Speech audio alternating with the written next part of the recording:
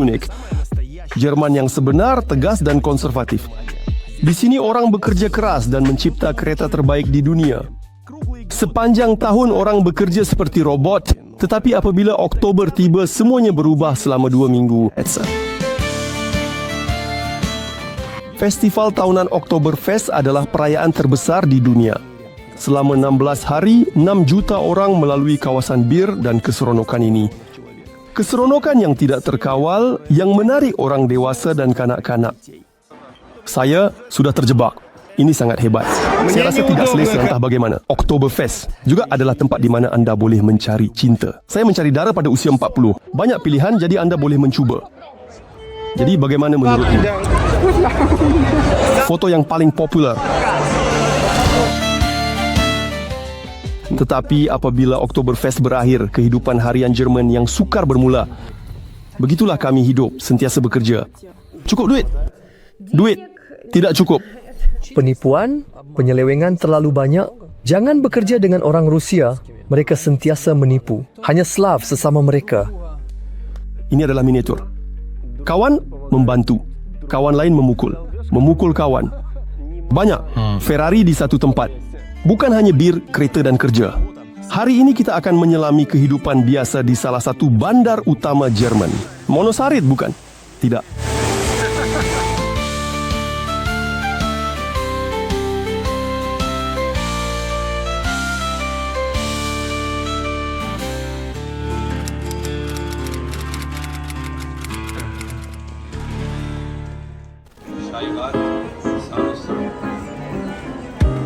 Ini adalah pusat Munich dan hari Oktober yang cerah dan hebat. Sebelum musim sejuk yang suram, orang Jerman dengan rakus menangkap matahari terakhir yang semakin sejuk. Walaupun di tengah-tengah festival, di sini tenang dan tiada seorang pun yang mabuk. Orang ramai makan buah-buahan dan buah berangan dengan harga 4 euro setiap cawan.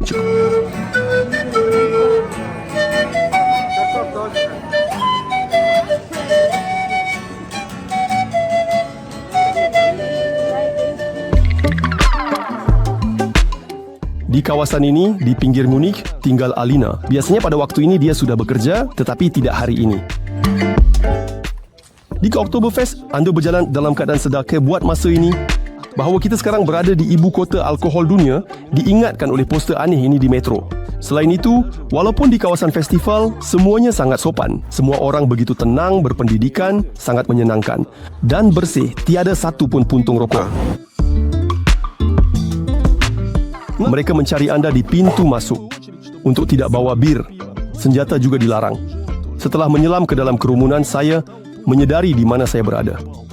Saya tidak dapat membayangkan bahawa ia begitu besar. Ia adalah sebuah bandar penuh dengan jalan-jalan dari pavilion bir, bar dan karusel yang untuk kanak-kanak adalah keseronokan dan untuk orang dewasa adalah benar-benar memeningkan. Bayangkan, tarikan, pavilion dan apa-apa sahaja binaan.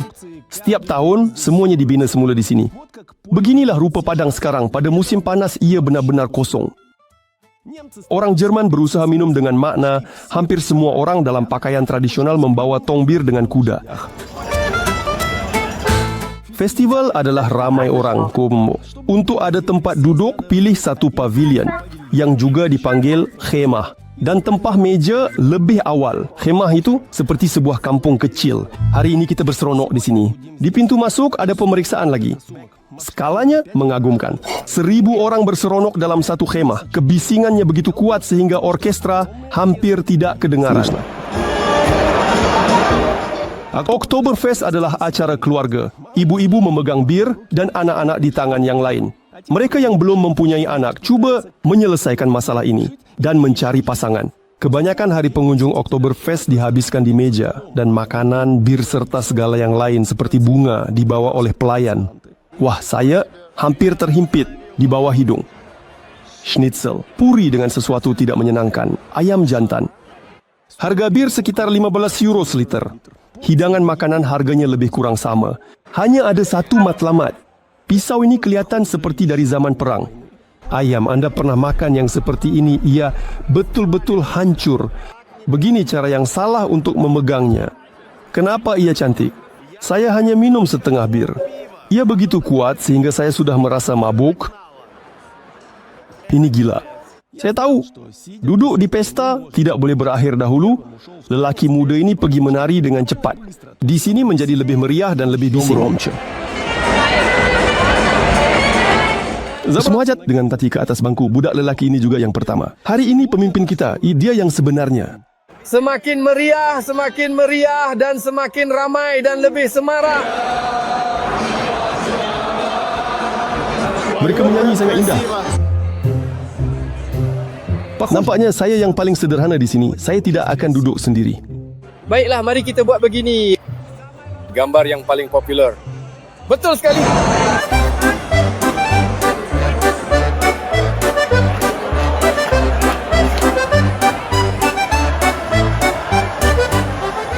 Tentang perayaan keluarga itu bukan gurauan.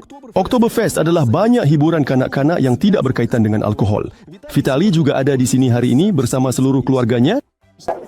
Di sini kita boleh menjadikannya perayaan kanak-kanak. Baru saja kami bermain permainan memukul tin, ya. Mereka gembira. Ada pelbagai makanan sedap di sini.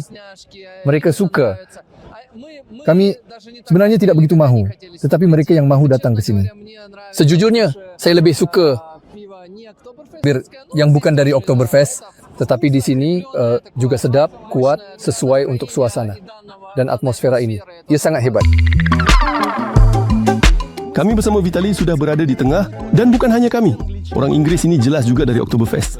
Mereka memukul satu sama lain dengan cambuk. Vitali terkejut bagaimana orang Jerman menjaga rupa sejarah Munich. Bayangkan, 90% Munich telah musnah dan mereka membinanya semula mengikut projek lama. Ini adalah Pantheon. Di sini sentiasa diadakan sebenarnya semua perhimpunan mengenai semua isu.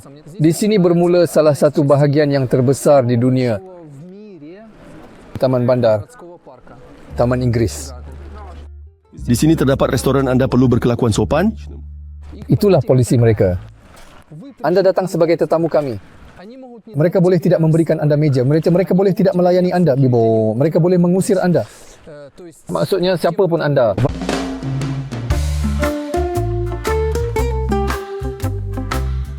Taman ini sangat hijau, air pancut dan terusan. Air mencukupi. Inilah rupa terusan yang paling kuat. Di atasnya mereka mencipta gelombang buatan dan kini ia menjadi tempat kegemaran para peselancar. Walaupun airnya sejuk, suasananya betul-betul seperti di Bali. Walaupun dalam hujan, ada penonton di pertunjukan ini dan di atas gelombang ada atlet yang sangat hebat. Tetapi di Sara memang tidak ada saja. Dari rumahnya hingga ke titik ini, Vitali kerap berlari. Ternyata 15 km. Orang Jerman sendiri bukan sahaja suka BMW tetapi juga basikal. Lihatlah betapa cantiknya yang dipasang di sini. Sebabnya sebenarnya menyedihkan. Basikal putih diparkir, seorang penunggang basikal mati. Menurut papan tanda, dia dilanggar pada tahun 2021. Bir di Munich. Jumlah besar bukan saja dimusnahkan tetapi juga dihasilkan. Sekarang sebenarnya kita akan melalui kilang bir Spaten. Lihat, semua ini adalah tangki yang berdiri. Di sini jika kita buka tingkap, kita akan dapat merasai bau, hop dan malt. Dari segi saiz, Munich mengingatkan Vitalik kepada kampung halamannya Kharkiv. Dari segi orang sebelum perang, ia serupa dengan Kharkiv. Dan saya lebih selesa di sini, boleh dikatakan berbanding jika saya berada contohnya di Düsseldorf, di mana saya pernah pergi. Terdapat banyak masalah dadah, banyak kekotoran. Walaupun boleh dikatakan berbanding dengan Kharkiv, Munich adalah kotor. Kota ini juga dipanggil kampung berjuta-juta. 35%. Penduduk Munich, ini hanya mereka yang dilahirkan di sini. 35%, 65% adalah orang asing. Dan di sini adalah tempat yang disukai oleh Michael Jackson yang sering menginap di hotel yang sama berhampiran lorong ini. Jackson sangat menyukai Munich dan menyukai tempat ini. Ini adalah pusat bandar. Sangat menarik untuk meneroka negara ini. Saya pertama kali berada di Jerman pada tahun 2004. Sudah tentu ia adalah Jerman yang berbeza. Kemudian saya berada di sana pada tahun 2008-2009 untuk konsert Madonna. Ketika itu saya berada di Munich melawat bandar-bandar lain. Tetapi entah bagaimana pelancong. Saya sangat suka menjadi pelancong. Berbanding dengan menjadi imigran dalam penduduk di sini, saya tidak boleh mengatakan bahawa saya sangat teruja. Nah, Jerman tidaklah begitu international. Sekarang, sebagai contoh, anda boleh masuk ke dalam, kami pergi ke sana dengan anak-anak ke kolam renang terbuka, 70%. Daripadanya adalah pendatang Muslim. Mereka berkelakuan sudah tentu tidak sama sekali seperti orang Jerman. Mereka mendengar muzik dengan kuat. Sebenarnya ini adalah warisan budaya mereka yang tidak difahami oleh orang Jerman. Saya rasa orang Jerman pada masa itu lebih baik hati. Tetapi sekali lagi, ini disebabkan oleh jumlah pendatang yang banyak. Di sini dia berlaku bahawa mereka terpaksa. Sekarang mereka perlu bertahan. Saya tidak nampak sebarang tanda di sini. Ya, di sini tertulis bahawa ini adalah orang yang memegang sesuatu. Oh, baiklah. Terima kasih banyak. Jerman menerima sejumlah besar pelarian dari semua kawasan panas di dunia. Hanya orang Ukraine sahaja sekitar 1,5 juta. Menurut Vitali, tidak semua orang Jerman gembira dengan keramahan ini. Lihat, dia tidak akan benarkan saya lalu kerana saya bukan dengan nombor platnya. Serius? Ya, walaupun saya berdiri pertama. Lihat. Awak nampak? Dan ini juga banyak di sini. Walaupun saya berdiri pertama menunjukkan isyarat dan ini yang berlaku, orang-orang pada dasarnya sama di mana-mana. Di mana-mana ada yang buruk, ada yang baik, ada yang menyokong, ada yang tidak menyokong, ada di sana pada kereta saya tulis bodoh. Mereka menulis anehnya mereka menulis pada kertas. Dengan berhati-hati. Ya, dengan berhati-hati. Kerana jika mereka melihat ada kerosakan, itu boleh dihukum. Kereta Vitali dengan nombor plat Ukraine. Bagaimana rasanya? Sangat terasa. Contohnya, saya dipotong. Dan mereka mengatakan itu perkara yang tidak baik. Nah, itu kerana memandangkan mereka terus memanggil saya orang Ukraine di sana. Jadi di sini penting bukan hanya bukan Bavaria, bukan Jerman, tetapi juga bahawa ia adalah Ukraine. Ya, Ukraine, ya. Nah, mungkin ada yang positif juga. Sejujurnya sebenarnya dalam kes saya belum ada lagi. Dia fikir kamu memandu kereta mahal dan juga mendapat bantuan. Betul sekali. Mereka boleh difahami. 1,5 juta orang datang yang menjadi beban kepada mereka. Dan sekarang saya juga membayar mereka. Kamu membayar cukai di sana? Saya membayar cukai, ya. Ramai orang, mereka tidak mau bekerja, mereka tidak akan bekerja. Mereka tidak akan pernah berintegrasi di sini. Mereka hanya duduk sahaja. Mereka duduk sahaja, ya, mereka dibayar wang sahaja. Ini bukanlah Spanyol, di mana mereka hanya berkata, datanglah, kamu boleh bekerja. Tetapi kamu tidak akan mendapat apa-apa daripada kami. Tetapi di sini orang benar-benar dibayar. Saya berterima kasih kepada Jerman untuk itu. Mereka memberikan peluang, tetapi tidak semua orang memanfaatkannya. Ya, dan terdapat banyak kerja di sini. Banyak kerja. Dan ia memang ada. Ya, ia bukanlah yang terbaik. Mengapa membayar begitu banyak bantuan sosial sama seperti yang seseorang peroleh dari bekerja? Jika mereka membayar, contohnya 30% kurang, itu akan menjadi motivasi bagi orang untuk pergi bekerja. Tiada motivasi. Saya telah membantu orang di perkhidmatan sosial. Nah, di sana ada, contohnya, di sana ada orang Syria atau Afghanistan. Mereka mempunyai 7 anak dan dia menjerit, saya tidak akan bekerja. Jangan tawarkan saya pekerjaan, saya tidak akan bekerja. Dia mendapat wang untuk setiap anak dari pembayar cukai di Jerman. Nah, sudah tentu saya boleh memahami orang Jerman. Ada parti yang dipanggil AfD. Ia adalah parti yang menentang migran, Auslander dan sebagainya. Mereka kini sedang berkembang dengan pesat. Saya sejujurnya, saya tidak melihat agresi seperti itu. Betul-betul dari pihak orang Jerman. Mereka boleh mengundi untuk AfD. Sudah ada wilayah yang sudah mendapat majority, tetapi sebenarnya ia adalah perkara yang menakutkan. Tetapi sebaliknya, jika mereka melakukannya, apa yang mereka janjikan bahawa mereka mahu mengusir semua orang, migran, bukan penduduk tempatan dan sebagainya, maka tiada siapa yang akan bekerja di sini.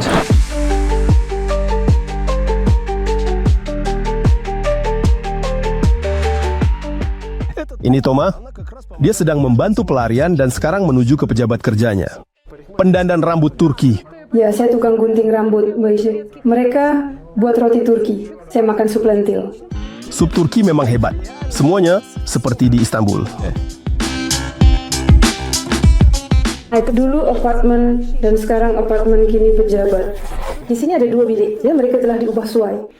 Toma menasihati orang Jerman dan orang Ukraine supaya boleh dikatakan anda dibayar. Dan cara tinggal di Jerman sambil bekerja, kerana malangnya, di Jerman ramai orang mendapat manfaat dan menerima wang. Cukai musim sejuk sangat tinggi dan secara kasarnya anda akan menerima sekitar 200 lebih banyak daripada kerajaan. Pelarian kehilangan banyak untuk perumahan. Kanak-kanak. Jadi jika pelarian mula bekerja, adakah mereka juga kehilangan perumahan percuma? Lihat, bergantung kepada pelarian mana. Sekarang bergantung kepada situasi decline, kami disejukkan di camp, dalam penerbangan camp. Sesetengah berada di rumah dan ada yang benar-benar menangis seperti di camp. Dan kemudian kamu bangun pagi, musim sejuk, suhu minus 10 di luar, kamu perlu pergi ke tandas di luar. Sebagai seorang perunding, Toma menghabiskan banyak masa di kem-kem. Dan kamu tidak mempunyai bilik yang berasingan. Kamu ada seperti ini dari sini. Saya tidak bergurau. 1, 2. Di sini berdiri 1, 2, 3, 4. Jika kamu mempunyai keluarga. Jika tidak, siapa yang kamu temui? Dinding saya. Ia tidak duduk. Dan kemudian semuanya keluar. Kamu boleh lihat. Dan inilah yang kita lihat. Di sini, semua anak-anak. Ini apabila mereka pergi ke konsultasi keluarga, berunding tentang anak-anak. Saya sebenarnya mungkin tidak tahu apa itu. Ini sudah restoran Itali. Bahagian makanan sangat hebat. Inilah rupa separuh pizza. Toma datang ke sini dengan papan luncur. Dia juga pergi ke kerja keduanya dengan... Nah, tidak berat bagi saya. Penunggang basikal marah pada Toma, tetapi papan luncur adalah pengangkutan nombor satunya. Nah, saya suka pergi ke kelas Marian. Saya sekarang seperti seronok di antara orang. Menyanyi seseorang tidak... Tidak. Nah, itu perlu diasah. Bagaimana nak kata? Menyesuaikan diri. Menyesuaikan. Kerja kedua Toma jauh lebih menyeronokkan daripada yang pertama. Ini adalah Oktoberfest. Di festival, Toma membawa kumpulan pelancong dan memastikan mereka menemui pavilion dan meja mereka dalam keramaian ini. Perkara pertama, saya beritahu pelancong di mana untuk mengikat ribbon ini. Ini sangat penting. Ini bermakna saya belum berkahwin. Jika saya sudah menjadi balu, saya bukan balu, saya akan mengikat ribbon di belakang. Dan jika saya seorang dara, saya akan mengikatnya di tengah. Di sini, adakah seorang dara perlu menyatakan bahawa dia seorang dara? mungkin menyatakan supaya tidak diganggu. Anda perlu melihat ke kiri kalau saya di sini. Kalau saya masih dara. Nah, ini kamu selepas bir kedua sudah bercakap? Mencari gadis perawan usia 40. Dengan dia pada usia 40. Ya, sebenarnya banyak pilihan. Jadi kamu boleh mencuba. Boleh jumpa macam itu. Saya rasa kamu akan jumpa. Jika mengikat reben seperti Tom sering mendekati dengan hati-hati. Dan pelayan wanita mendapat pendapatan yang hebat. Mereka hanya menarik dari kami. Kami memberikan 50 euro. Mereka biasanya mendapat pendapatan untuk 16 hari ini. Iaitu 3 hujung minggu dan 2 minggu. Hampir untuk sepanjang tahun. Jadi jika nenek mereka bekerja di sini, ibu mereka akan bekerja di sini, anak perempuan mereka akan bekerja di sini. Dan jika tiada anak perempuan, mereka akan memberikan kepada makcik mereka duit kekal dalam keluarga. Tetapi saya tidak mahu bekerja di sini. Di sini sangat bising. Mereka membawa 5 cawan, 5 di sini, 5 di sini. Kira berapa 10 liter kita ada. Dan tambahan lagi, jika anda mencuba cawan, ia agak berat dan cawan-cawan itu, jadi jika anda ada kumpulan, boleh membantu. Saya tidaknya akan berjaya. Walaupun begitu, Toma tidak minum bir. Saya berada di sini semalam-malam dalam keadaan sedar. Itu mustahil. Saya benci mereka orang mabuk ini. Mabuk pun masih okey. Ya, anda memerlukan banyak kesabaran. Nampaknya itulah sebabnya saya dibayar untuk kesabaran. Berapa anda dibayar? Nah, lebih kurang dibayar sama ada 35. Itu sejam? Ya. Tidakkah anda mencari suami di sini? Tidak, saya tidak mencari di sini kerana saya tidak minum. Apa yang saya mahu? Di festival ini, sekitar 8 juta liter bir diminum dan bagi mereka yang berlebihan hanya tinggal berbaring di lereng ini. Ada padang ini yang dipanggil Kotswiesen, yang indah. Padang muntah. Ya, betul. Wiesen itu padang. Kots, betul apa yang awak cakap. Dan orang ramai datang ke sini pada pukul 9 atau 11 pagi, minum beberapa gelas bir, kemudian pergi berbaring. Selama 3 jam di padang ini, ada yang dari pesta, ada yang berdekatan melakukan perkara lain. Matlamat pelancong adalah untuk ambil gelas dari festival. Tidak, jika gelas itu kelihatan seperti ini. Mereka sering melakukannya seperti ini. Tertangkap? Tidak, saya tertangkap. Semua keluar pukul 10, 30, pukul 11, hampir semua terhuyung-hayang dengan gelas. Thomas bekerja di sini selama 6 tahun. Mereka kata Schwarzenegger pernah berada di sini ya. Tetapi anda nampak, Dia datang kepada kami setiap tahun. Dia sangat suka khemah yang dipanggil Manstal. Ia adalah yang paling mewah. Dia datang setiap tahun. Tahun lepas Johnny Depp ada di sini. Kostum untuk Oktoberfest, perniagaan yang berasingan. Pada masa ini, mereka dijual di setiap sudut bandar. Seluar pendek dan kemeja biasa berharga €250. Itu memang bukan harga yang kecil sekali.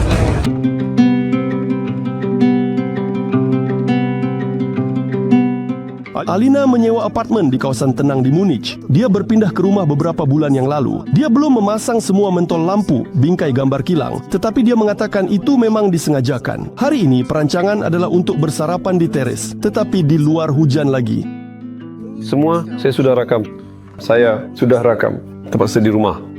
Sarapan Alina terlalu Bavaria. Saya rasa ini memang untuk penggambaran. Ini adalah sarapan Bavarian yang tipikal, ya, pretzel, ya, donat kentang. Yang ini saya tidak tahu orang sangat menyukainya, ya, tetapi yang ini sangat sedap. Donat kentang, adakah itu salad kentang atau puri? Nampak seperti puri. Ada sejenis perasa di dalamnya. Tak pernah cuba memasaknya. Hanya membelinya. Sausage berwarna putih. Dan mustard manis ini ia sangat pekat dan kental, yang sangat lezat. Untuk sausage, Untuk sausage, seperti ya begitu, ada beberapa pilihan, beberapa teori bagaimana untuk mengupasnya. Atau mereka kata jika mengikut cara Bavaria maka mereka perlu menghisap daging dari kulit ini. Memang jelas begitu. Saya konservatif hanya dengan kulit kerana begitu lebih banyak. Tetapi adakah mereka benar-benar minum bir pada waktu pagi? Atau adakah mereka hanya berpura-pura? Serius? Adakah awak kadang-kadang mengambil segelas dan pergi kerja? Hanya membuat segelas sejuk. Kamu komponen, saya komponen. Mereka dibenarkan untuk minum bir semasa waktu rehat makan tengah hari. Alina berbahasa Jerman dengan sempurna dan membaca buku Jerman. Tidak, jika membaca faham. Baiklah, Adakah penanda buku kamu? ya, di tengah. Nah, kurang daripada tengah. Dia tiba pada tahun 2017, sejurus selepas belajar. Ini dia bersama ibu bapa dan diploma dari Universiti Transnistria. Adakah kamu mengaku dari Transnistria bukan Moldova? Kamu cakap bagaimana mereka respon faham Transnistria? Tidak, tetapi saya Menerangkan mereka Alina kamu. Pada mulanya, Alina bekerja sebagai pengasuh sambil mendapatkan profesion dan menguruskan dokumen. 5 tahun yang lalu, dia diambil bekerja sebagai akuntan. Tetapi sekarang dia mahukan perubahan. Kamu fikir apa? bagi saya kelabu supaya tidak terlalu tegang, kurang kerja supaya kerja dan tanggungjawab, tetapi lebih banyak wang. Nah, nampaknya kamu, walaupun mengikut piawaian Jerman, kamu sudah selesa. Kamu ada apartemen yang bagus, wang mencukupi untuk segalanya. Sekarang sudah bayangkan Mac ke-24. Saya begini sejak 2017. Saya telah melalui banyak perkara, tidak boleh dikatakan ia mudah. Nah, tiada keinginan untuk menumpangkan seseorang contohnya? Tidak, ya memang kenalan saya bertanya apabila mereka tahu, tetapi saya pikir tidak. Baru saja keluar dari ini dan saya mahukan ketenangan. Gaji, penyata cukai dan laporan, Alina memilih jalan yang sukar dan seterusnya. Birokrasi Jerman memang ada di sini juga karusel. Saya rasa sukar karena kadang-kadang orang Jerman sendiri sukar untuk bercakap mengenainya, apatah lagi memahami undang-undang ini. Nah, bagi kami, ia lebih sukar lagi. Setiap undang-undang ada pengecualiannya sendiri, yang juga mempunyai beberapa pengecualian lagi. Berapa gaji, ya? Di sini tidak bertanya tentang itu, tidak bertanya. Sebaliknya, saya diberitahu semasa janji, lelaki bertanya kepada wanita berapa pendapatannya, mungkin bukan di Jerman, tetapi di Jerman. Nah, saya cukup buat masa ini. Kami cukup untuk menyewa apartemen ini dan hanya untuk membayar apartemen. 1.000 euro dengan sedikit perubahan, lebih-lebih lagi dengan bil utility, perjalanan dan makanan. Tetapi mungkin anda memperoleh 3, ya, Kami mengetahuinya. Berjimat untuk sesuatu. Tidak. Nah, jika hidup dengan tenang, boleh dikatakan saya tidak berjimat. Ini tentu saja tidak termasuk pembelian barang-barang berjenama atau yang lain-lain. Ini, jika dikatakan begitu, maka saya berjimat. Kita berbual panjang dan Lin harus bekerja. Begitulah cara kita hidup, sentiasa bekerja. Ini kawasan saya. Sekarang melintas jambatan kecil, Isar. Di sini berang-berang ada. Kami cuba cari berang-berang di sini bersama anak-anak. Dapat tangkap. Nah, saya pernah nampak seekor yang besar sangat. Di bangunan bertingkat di kawasan Vitali, mereka menambah satu tingkat lagi. Bayangkan tinggal diberitahu akan ada tingkat lagi. Setiap hari dia berjalan melewati padang bola sepak yang sempurna, belum pernah sekalipun melihat ada yang bermain di atasnya. Ia sepatutnya milik sekolah, tetapi di sini tidak pernah ada sesiapa dan tidak mungkin untuk sampai ke sana. Nah, ia kelihatan sangat baik. Saya mengenai harga, ya, mereka kata Munich. Ya, yang paling mahal di sana. Anda perlu berpindah jika Anda ingin berjimat. Nah, semuanya seimbang. Semuanya seimbang di Munich.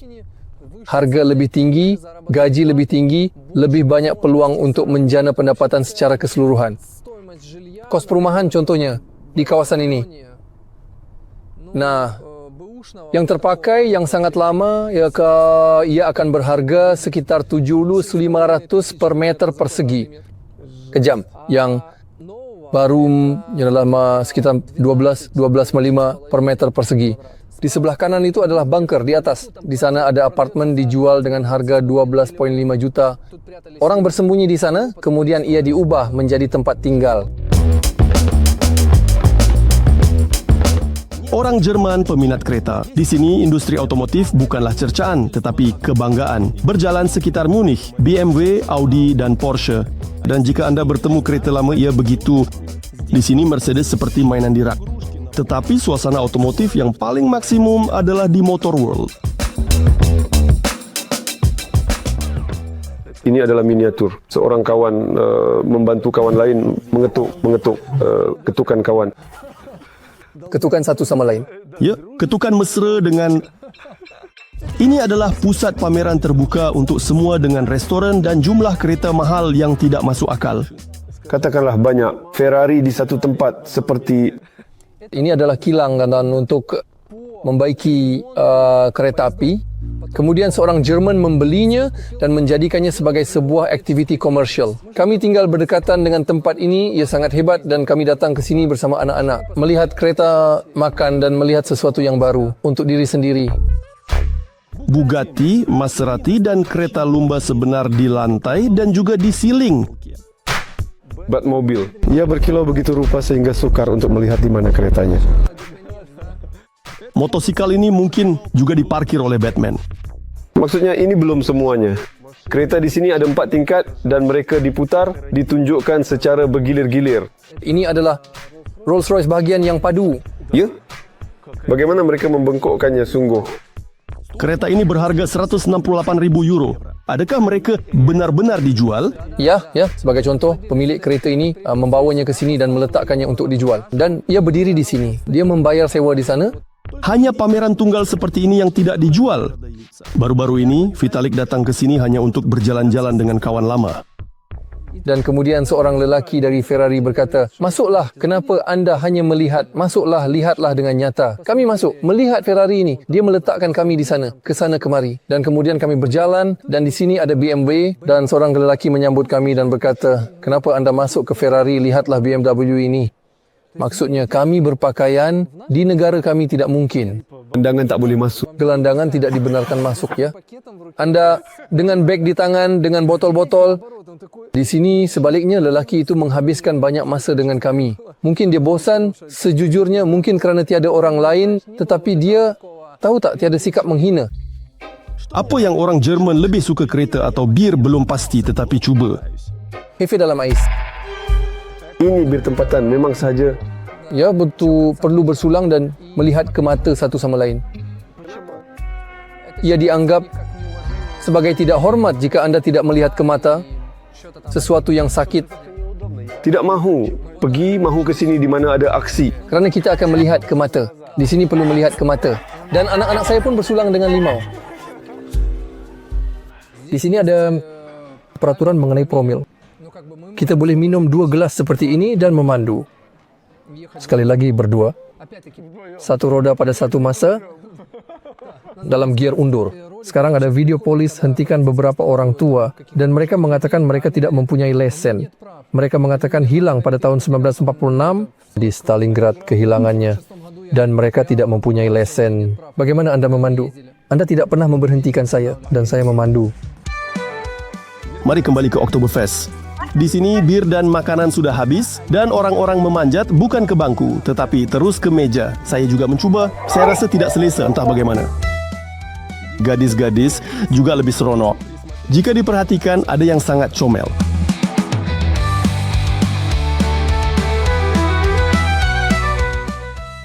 Di sini saya sangat terkejut tetapi ternyata ini bukan sesuatu yang sama sekali tidak boleh dihidu. Ini adalah pudina dan nampaknya boleh. Mereka kata ia menyegarkan tetapi saya hanya mencuba rasanya. Memang pudina. Bagaimanapun, ia tidak membantu orang ini. Tidak menyegarkan dan dia diiringi keluar oleh pengawal.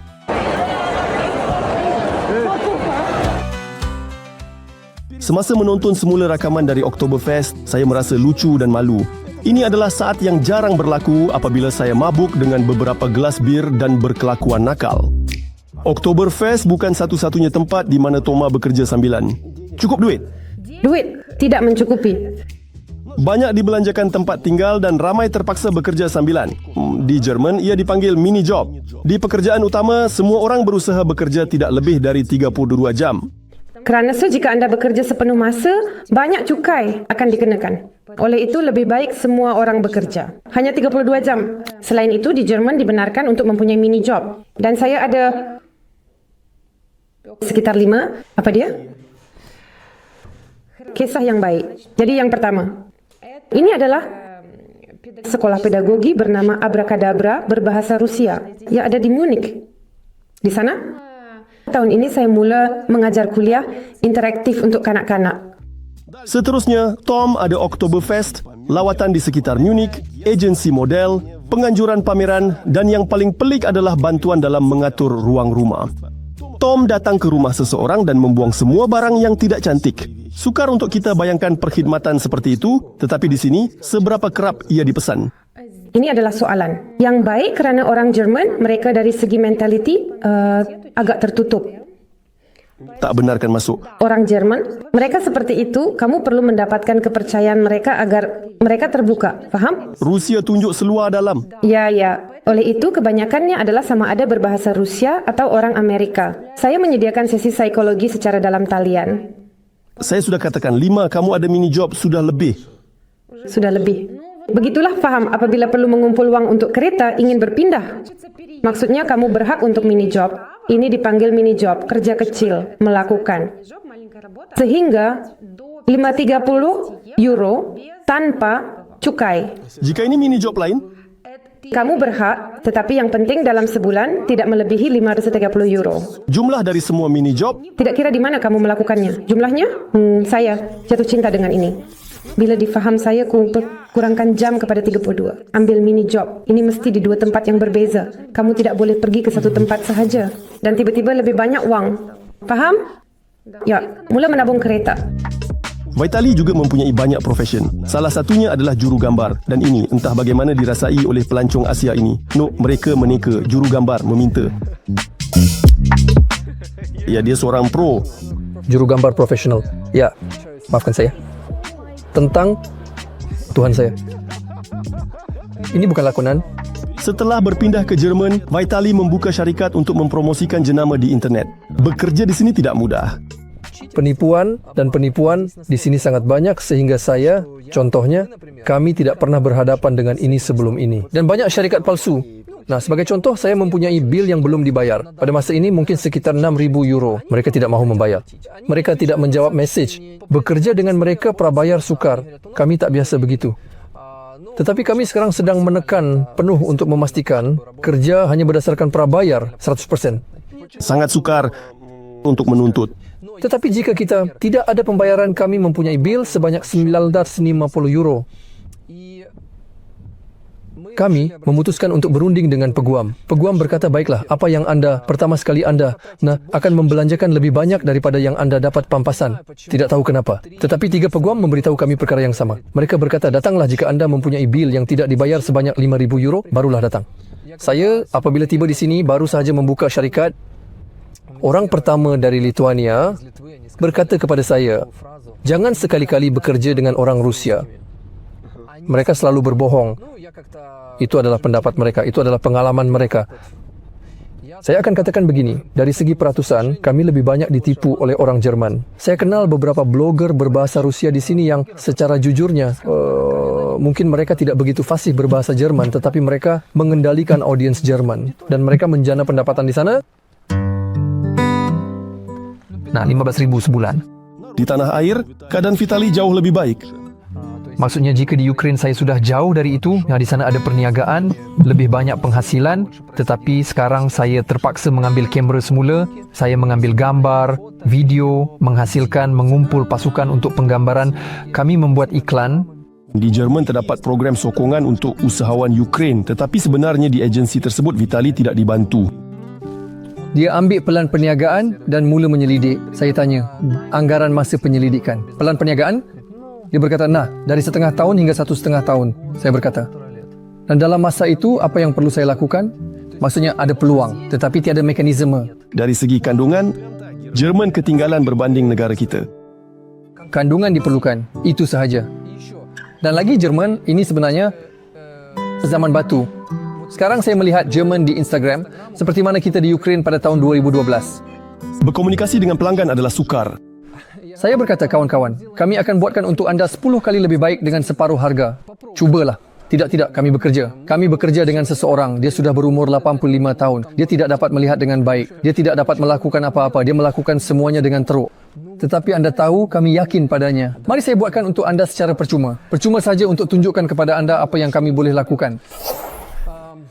Ya, tetapi anda tahu kami tidak pasti sama ada kami memerlukannya. Fanatisme terhadap kestabilan. Terhadap kestabilan, ya, itu memang berlebihan. Kekurangan nombor 1 ini, nomor satu adalah birokrasi. Ada jalan lurus dan anda beritahu orang Jerman, jadi ada jalan lurus. Dia berkata, kamu apa bodoh? Ya, di sini saya boleh buat begini. Saya ingin bercakap mengenai birokrasi bir kami terima selama 30 minit. Mungkin mereka masih menunggu maut. Mereka sendiri sangat menderita kerana ini. Dan mereka tidak boleh berbuat apa-apa. Sebagai contoh, tidak boleh membasuh pakaian dalam mesin basuh selepas pukul 10 malam. Boleh bunyi bising. Bunyi bising? Ya. Tetapi di sini, dengan segera, jiran boleh menggantungkan papan tanda seperti ini. Kami akan mengadakan pesta hari ini. Kami memohon maaf terlebih dahulu dan mereka boleh berparti sehingga pukul 5 pagi sehingga secara undang-undang seperti mereka telah memberi amaran. Di sini tidak boleh terbang dengan drone. Salah satu sebab, tahu tak kenapa tidak boleh terbang? Bising kepada burung. Ya. Apakah ini serius? Ya. Bising kepada burung dan tupai. Tetapi pada pukul 5.30 pagi pada musim panas atau lebih pada musim luruh, di bawah tingkap pada pukul 5.30 pagi kamu sedang tidur. Ini boleh berlaku Sabtu atau Jumaat, kamu masih tidur. Bisingnya seperti ada kapal terbang di halaman rumah kamu. Ada seorang lelaki berjalan dengan fon kepala dan meniup semuanya. Saya rasa tupai kena serangan jantung. Di festival, malam semakin larut dan Alinka juga mengikat reben sepatutnya. Kami seringkali memberitahu dia, Ya, jika kami di kabin, maka dalam tahanan. Tetapi ini sangat-sangat kerap. Kata orang, lelaki bujang juga ada tanda-tanda. Saya tidak pernah faham dan tidak menggunakannya. bagaimana dengan kamu? Bagaimana dengan kamu? Ini adalah hot dog dengan sausage Bavaria panjang. Anda pasti patut mencubanya. Lama menunggu di karusel, menunggu seseorang muntah, tetapi itu tidak berlaku. Pada yang ini juga, walaupun saya rasa mual hanya melihatnya, banyak tarikan, kanak-kanak menjerit, ibu bapa juga.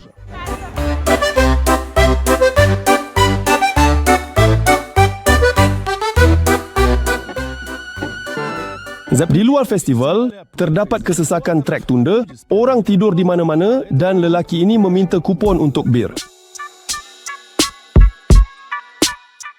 Tom pulang dari Oktoberfest ketika sudah gelap.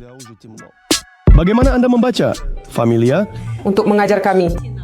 Saya menulis kepada diri sendiri untuk Oktoberfest. Aplaus. Skateboard berehat hari ini, Tom menggunakannya untuk memberi konsultasi. Saya pergi mewah saya dengan skateboard. Semua orang terkejut saya kelihatan seperti makcik dewasa. Ya, memberi konsultasi kepada orang dewasa dengan serius. Dan saya datang dengan skateboard. Hai, letak dan jelaskan dengan serius apa yang mereka perlukan. Bagaimana mereka membesarkan anak. Bagaimana mereka harus hidup, menyewa apartemen berasingan sekurang-kurangnya €1,000 dan Tom menyewa bilik. Ini bilik saya tinggal dengan seorang gadis. Saya berkenalan dengannya di kelas tarian. Saya pergi menari dengan heels dan dia juga ada di sana. Kami berkenalan, dia berasal dari Moldova. Ini dapur kecil kami, agak lama, tapi bagus. Tidaklah sebenarnya apartemen ini hebat, memandangkan wang yang kami bayar.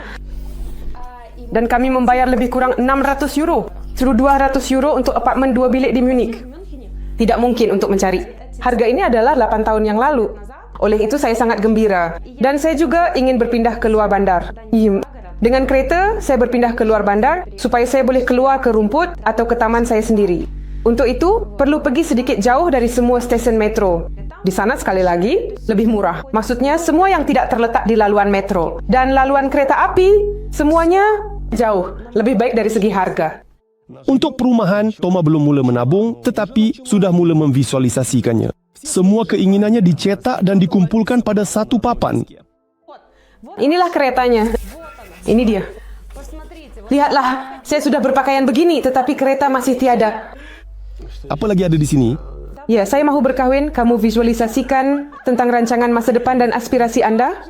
By the way, saya mahu mengembara bersama-sama. Sebenarnya,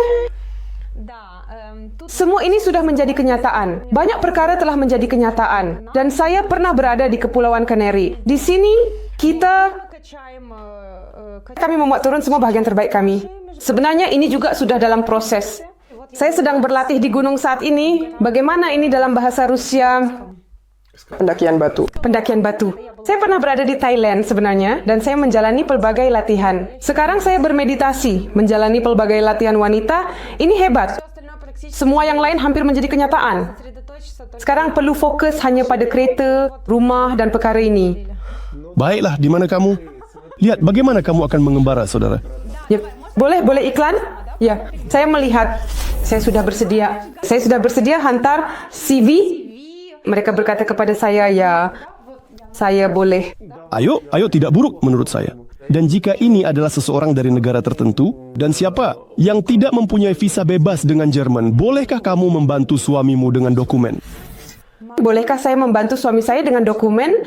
Baiklah, saya punya kewarganegaraan Jerman. Hanya jika dia mau kawin dengan saya, selepas beberapa tahun, 5 tahun, dia berhak memohon penyatuan keluarga, tetapi saya tidak mahu mempromosikan diri saya begitu. Perlu mengambil ciuman. Dalam iklan seperti ini sudah tiba masanya untuk membuka bungkusan blaus yang tiba melalui pos. Di sini sepatutnya ada baju kecil. Anda berpakaian di bawah. Ini adalah pakaian kebangsaan. Oh, betapa besarnya kepala itu. Betapa kuatnya kamu. Dan saya ada payudara, kan? Mahu berkahwin orang Jerman. Kenapa dengan orang Jerman? Tidak, kami di Jerman saya berminat tentang orang Jerman. Mereka berbeza-beza. Ada yang sangat pelik stereotipnya. Dia orang Jerman. Apa yang boleh anda harapkan daripadanya? Tetapi ada yang lain, yang bijak, lelaki yang bijak. Apa yang stereotip dalam stereotip? Sudah tentu siapa yang membayar pada temu janji pertama. Semua mencadangkan 50-50. Tidak semua.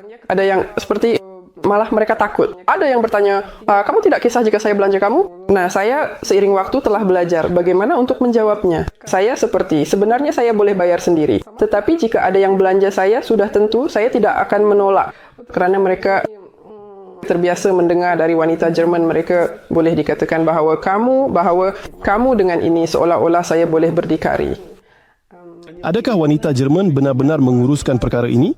Mungkin. Tetapi dengan wanita Jerman, kenalan atau rakan sekerja, saya tidak pernah mendengar ini menyinggung perasaan mereka. Vitali telah bertemu dengan pelbagai orang Jerman dan mereka memang sering kelihatan pelik.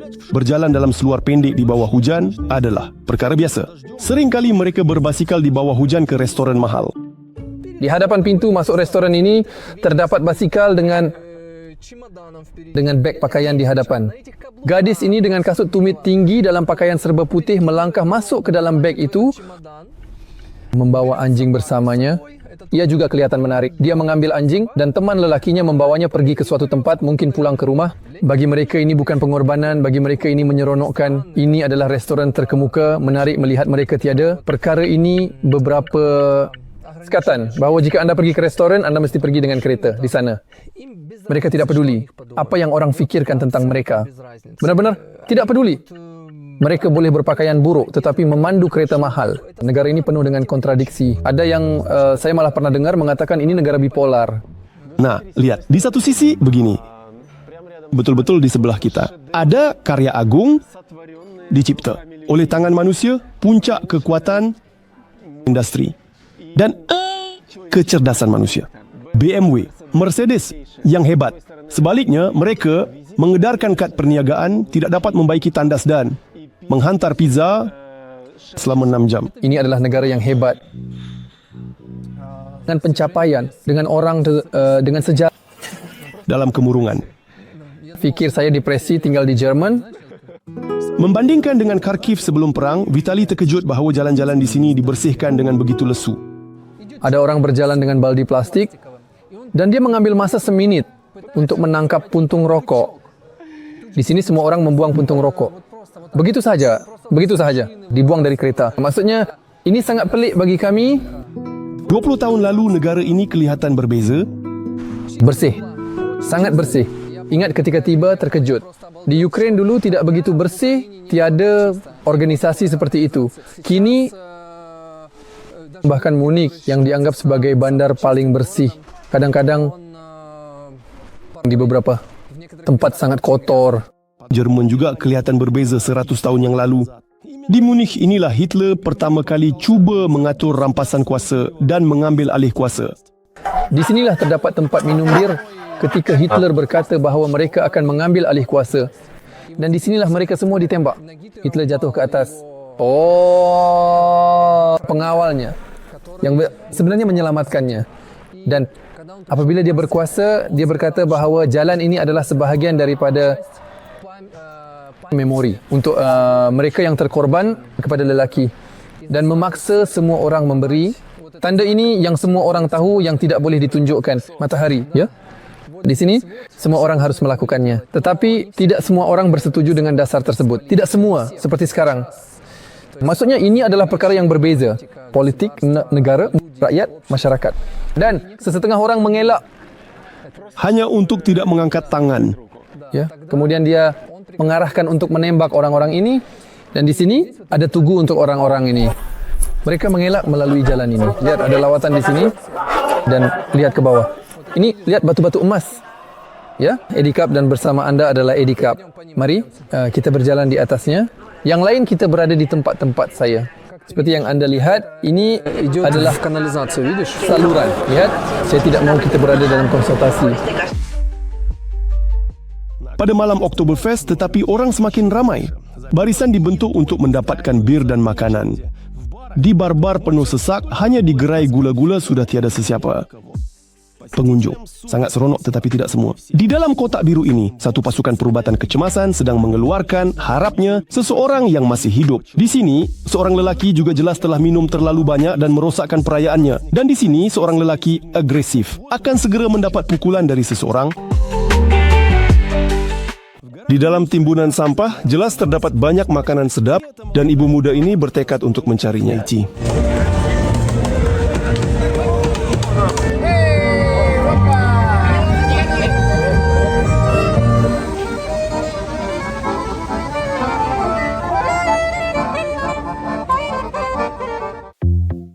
Wah, hebat. Kemalangan ini sangat jarang berlaku. Ini adalah rakaman yang sangat berharga. Mungkin ini kemalangan keempat dalam 2,5 tahun yang saya lihat. Baru-baru ini Vitalik, pemilik kereta lain nombor plat Ukraine, diwajibkan untuk menukar kepada nombor plat Jerman. Ada peluang, mereka kata, mereka telah memberikan semua peluang dan boleh ditukar. Apabila anda pergi ke perkhidmatan, mereka berkata kami tidak tahu bagaimana untuk melakukannya. Ya, saya faham, tetapi kami tidak tahu caranya. Kami ada peraturan ini dan itu sahaja. Kami tidak dapat melakukannya. Baru-baru ini dia cuba melakukannya dan datang dengan janji temu ke perkhidmatan khas.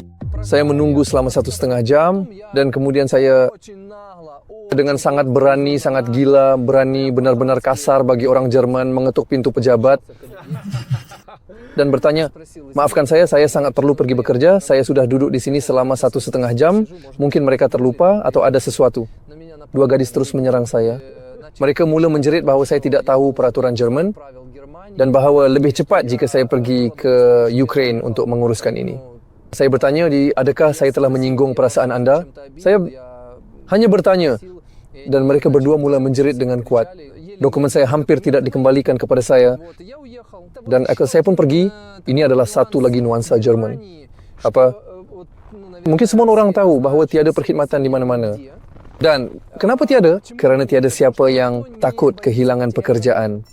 Namun menurut Vitalik, polis di jalan raya sangat berhemah dan sopan. Tetapi Jerman adalah bertentangan.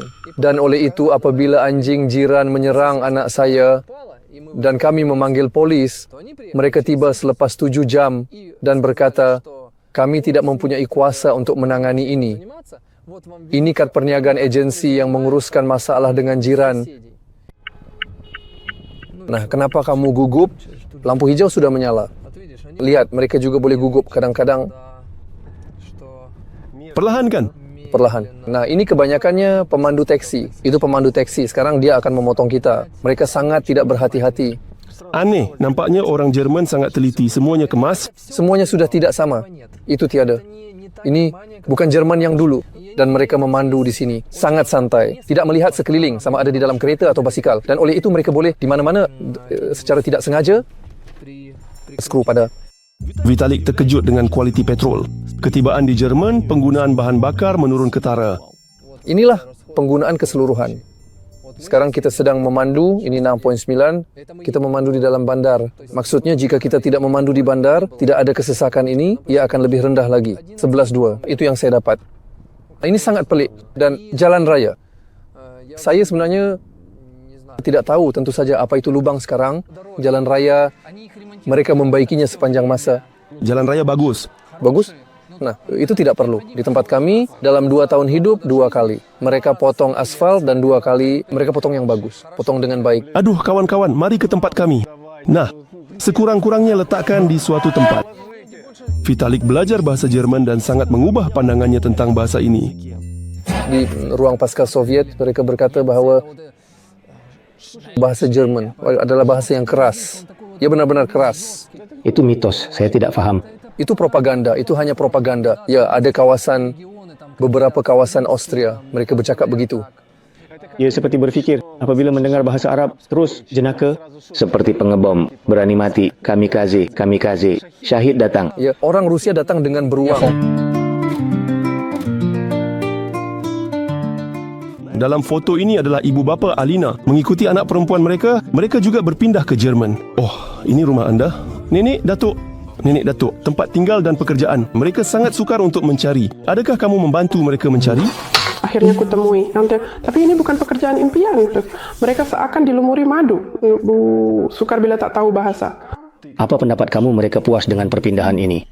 Tidak. Mereka tentu saja mahukan itu. Dan akan pergi? Mungkin ibu saya seperti Alina. Kalau kamu berkahwin melahirkan anak, saya akan membantu kamu berpindah kemudian kembali. Mereka 2 tahun di sini.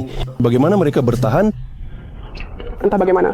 Tidak mudah bagi mereka, tidak mudah juga. Tetapi mereka, karena mereka mahu berada dekat dengan saya, tidak terlalu jauh dan lebih kerap berjumpa. Secara purata, kami berjumpa sekali seminggu. Bersama Vitalik, kami berjalan-jalan di pusat bandar dan menjenguk ke dalam tingkap. Selain kapak glamor dengan kayu api ini, salon ini kelihatan aneh. Vitali berjalan di sini setiap hari dan belum pernah melihat seorang pelanggan pun. Sewa di sini hingga ke pusat bandar adalah 15,000 sebulan dan mereka sentiasa kosong. Sementara saya belum memahami tentang kepanasan ini. Upum nak mencari permintaan untuk produk anda di Jerman mungkin. Saya berjalan dan melihat barisan. Dan barisan itu panjangnya sekitar 70 meter. Musim panas. Saya fikir mungkin mereka sedang memberikan iPhone percuma.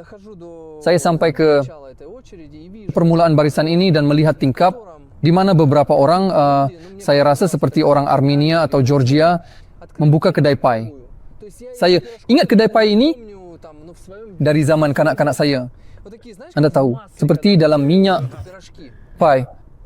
Dan orang ramai beratur untuk pai. Pai itu berharga 350 euro.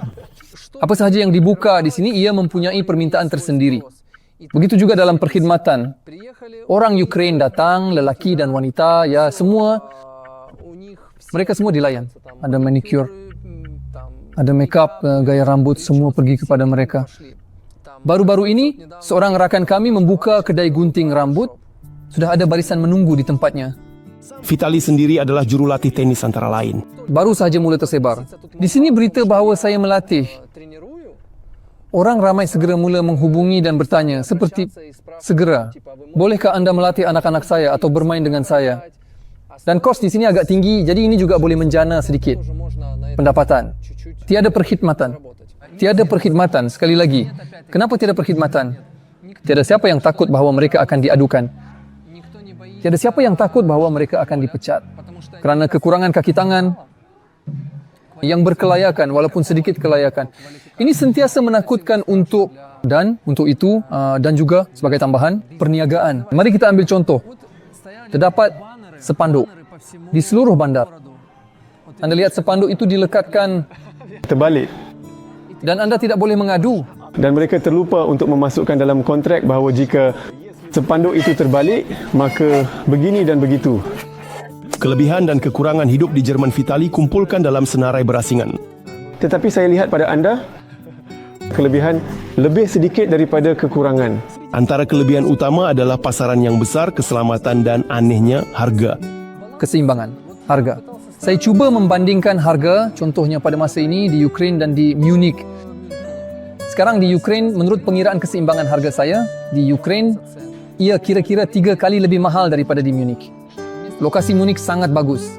Gunung berdekatan, tasik berdekatan, Itali berdekatan, seluruh Eropah berdekatan, Switzerland berdekatan. Semuanya sangat hebat, boleh pergi ke mana-mana, semuanya dengan kereta. Dan juga orang Jerman adalah introvert dan suka jarak sosial. Isteri saya sangat suka perkara ini. Dia berkata, mereka sentiasa berdiri jauh dari saya. Sukar di mana-mana. Di mana-mana sukar. Di sini, kesukaran utama adalah untuk tidak terpengaruh dengan godaan bahawa ini adalah negara sosial yang akan memberikan segalanya kepada anda. Ada yang seperti itu, mereka tidak memerlukan apa-apa. Mereka hanya perlu minum beberapa botol bir sehari, berjalan di taman, datang ke tasik. Itu sahaja yang mereka ada di sini. Dan semuanya percuma. Dan semuanya percuma, yang dia akan dibayar untuk itu.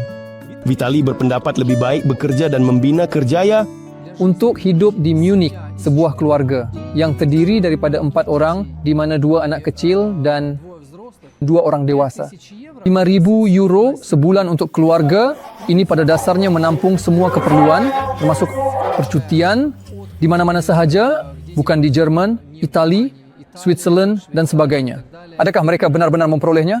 Saya berpendapat bahawa orang-orang seperti ini, yang juga terpengaruh oleh semua situasi ini yang tidak baik dengan perang dan sebagainya, mereka tidak perlu takut.